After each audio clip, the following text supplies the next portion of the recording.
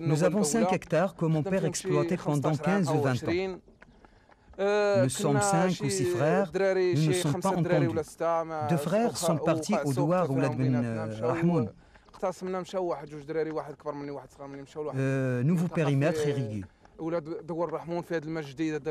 Ils ont pris des terres en location et ils se sont installés là-bas. Ils ont pris des terres en location et ils se sont installés là-bas. Moi et mon petit frère, nous sommes restés ici avec mon père. Et c'est moi le responsable. Malgré nous ne sommes que 3, mon père et mon frère, les 5 hectares ne sont pas suffisants. Nous arrivons juste à subvenir à nos besoins. Rien n'est en plus, rien n'est en moins. Si tu leur demandes de te donner 24 heures ou 40 heures d'eau tous les 15 jours pour irriguer, un peu de luzerne ou d'herbe pour les vaches, ils te disent qu'il n'y a pas d'eau. On ne sait pas qui bloque cette eau. Si tu veux discuter ça, tu ne trouves aucun interlocuteur.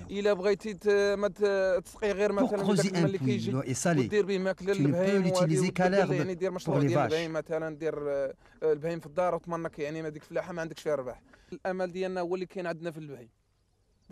Et même si tu veux te convertir uniquement à l'élevage, les moyens sont limités. Notre espoir, c'est l'élevage. Nous vivons à 70% de l'élevage. Je propose la constitution d'une association locale entre les agriculteurs de la région. À la tête de cette association, il faut des agriculteurs reconnus et conscients des problèmes de l'agriculteur. Cette association doit orienter et conseiller l'agriculteur.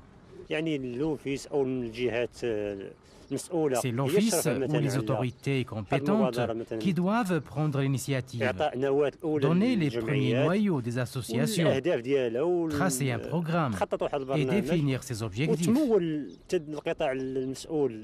L'État doit les aider matériellement au départ, les accompagner pendant les premières années jusqu'à ce qu'elles soient debout. Et après, l'État pourrait se retirer tout en gardant un regard de contrôle. Mais ces associations ne doivent pas être fantômes.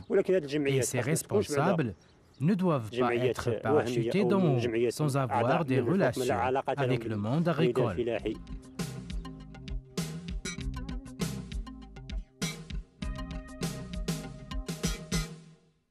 En 95-96, mon père est devenu fatigué et arrêta de travailler.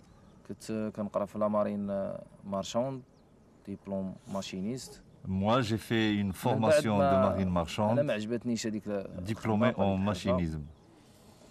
Je n'ai pas aimé ce métier, j'ai plus une tendance envers l'agriculture. J'ai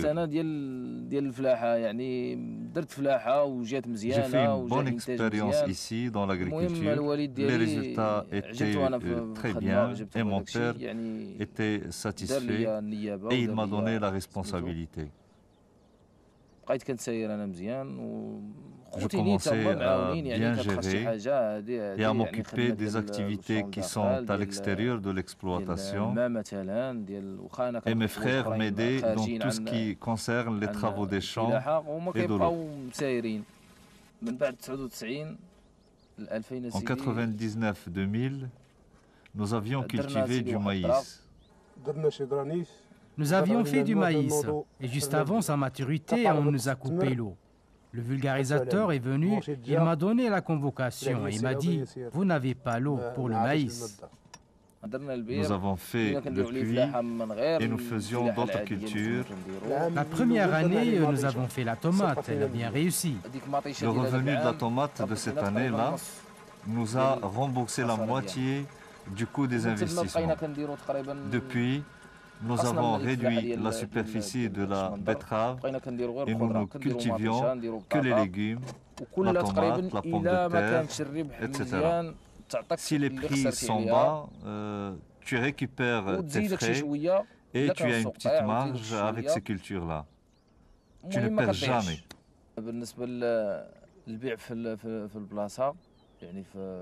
La différence entre la vente au champ et la vente au marché,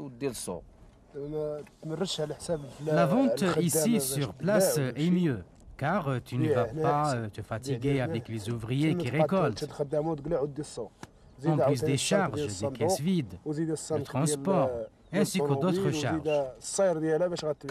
les bénéfices de la vente au marché sont plus importants par rapport à la vente sur place. Quand tu as une grande quantité de tomates sur le marché, les prix baissent et tu ne t'en sors pas. Tu ne peux pas savoir. Si tu savais que les prix allaient baisser, bien sûr. Tu ne la ferais pas parce qu'elle demande beaucoup de charges, les travaux, les traitements. Quand tu cultives, c'est au hasard. C'est en fonction du marché. Il nous faut une association, un syndicat même spécialement pour les producteurs de légumes. L'agriculteur va adhérer. Celui-là cultive la tomate, on va lui donner un pourcentage, l'autre également un pourcentage et ainsi de suite. Et on va faire des statistiques d'une quantité de production qui garantirait la stabilité du marché.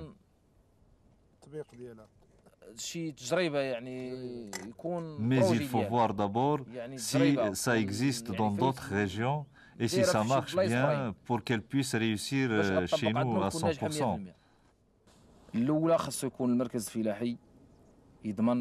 Et l'Office doit assurer l'eau pour les producteurs de tomates d'une façon régulière.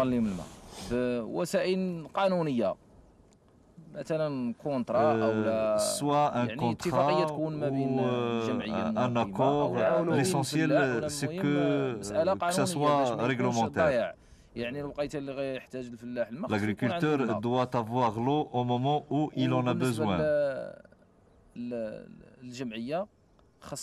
L'association doit être responsable de la semence qui doit être de qualité, mais réservée uniquement aux adhérents, pas à d'autres gens.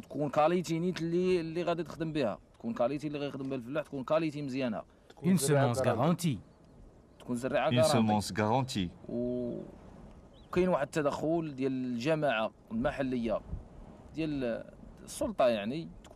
Une autre intervention, c'est celle des autorités locales pour contrôler les détournements de la semence. Et l'agriculteur va être responsable de la quantité de production sur le marché.